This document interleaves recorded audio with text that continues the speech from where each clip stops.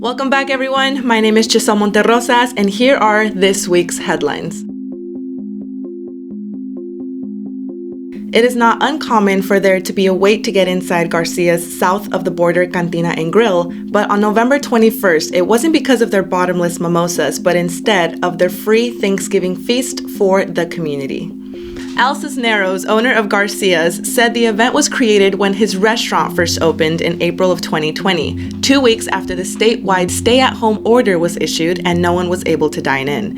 Instead of closing shop and waiting for things to blow over, Al decided to open the kitchen at 136 West Commonwealth Avenue and help the community by giving food to first responders.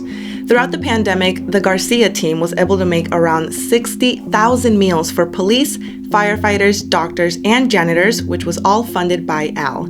He said, quote, "Rather than send our staff home and have them lose their jobs, we kept them employed with my personal finances."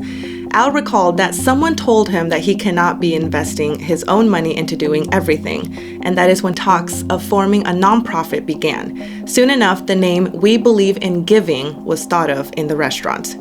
Shortly after We Believe in Giving came to be, the first Thanksgiving food distribution event was held and successfully served 1,200 plates of Thanksgiving meals.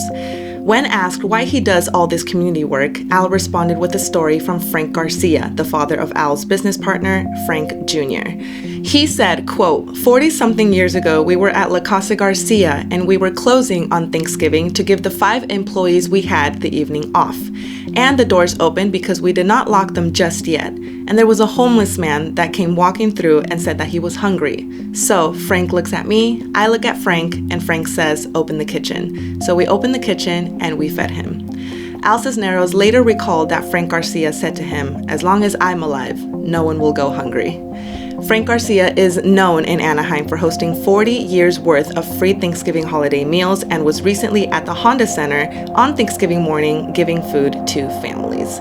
We Believe in Giving will be hosting their 3rd annual Christmas toy gifting event on Saturday, December 24th from 9 a.m. to noon. You may have noticed the commercial space at the northeast corner of Chapman and Commonwealth Avenue has been recently demolished. This is to make way for a new project that was approved by City Council in January this year.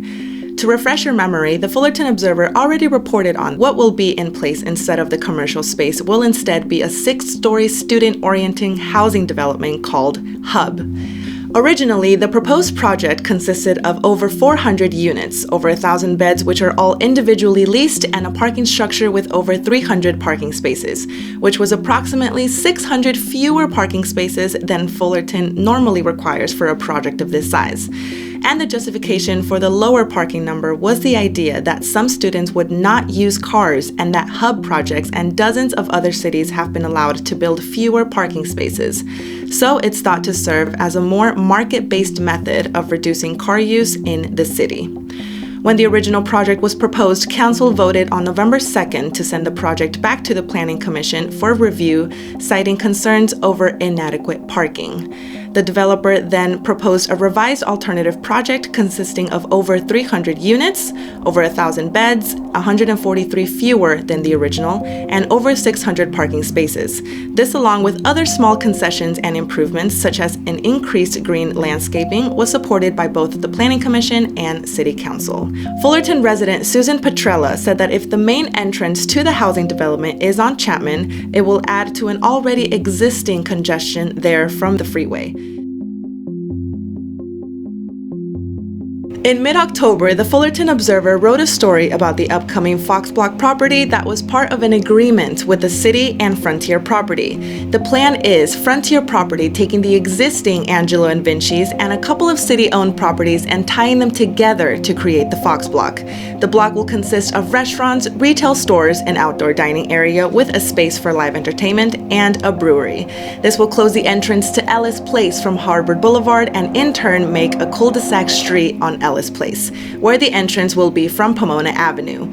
This story caused quite a stir online as it meant that Angelo and Vinci's will be closing. This proposal was then sent to the Planning Commission, where the commissioners made some changes, such as Building 2, which is now Angelo's, will be open from 7 a.m. to 1 a.m. Building 1, the Triangle Lot, along with the outdoor dining, will be open from 7 a.m. to 10 p.m. Sunday through Thursday and 7 a.m. to 11 p.m. on Friday and Saturday.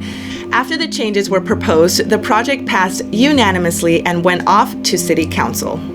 The Fox Block Development Project was put in front of Council during the November 15 meeting, and with no further questions from the Council to the Community and Economic Director, the Council went to public comments, which, compared to online, had an extreme low turnout.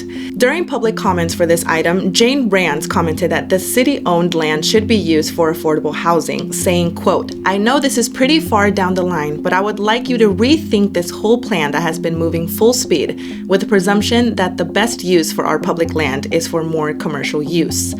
Mayor Jung said, quote, "To address the lack of folks commenting on this item or in chambers, I would offer this explanation. They did have a robust outreach and community engagement portion to their many years-long development process, and I attended that, and that was very well done and very informative.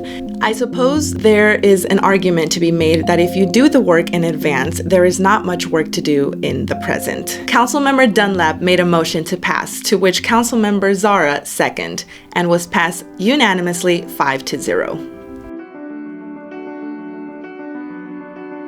The City of Fullerton Parks and Recreation Department will be having senior drum circle classes.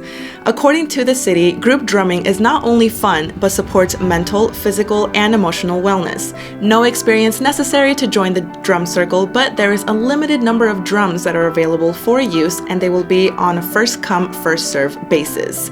This program will be free for seniors ages 60 and up, but there will be a $4 fee for anyone who isn't. These scheduled dates for this program will be January 5th, January 26th, February 2nd, and February 23rd, and the time slots for this program will be from 4 p.m. to 5:15 p.m. The location to where the drum circles are going to be hosted will be at the Fullerton Community Center in the Movement Room.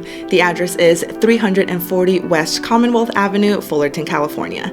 Registration opens up on December 1st, and you can do so by registering on Rec 1 or by calling 714-738-6575. That is all for this week's headlines. To my fellow Fullertonians, thank you so much for watching. Be sure to follow the Fullerton Observer on all social media platforms, Facebook, Instagram, and Twitter, to keep up with the latest Fullerton news. Full-length stories of all our headlines are available on the Fullerton Observer website, or you can subscribe to the classic print edition that gets mailed to your home every 2 weeks.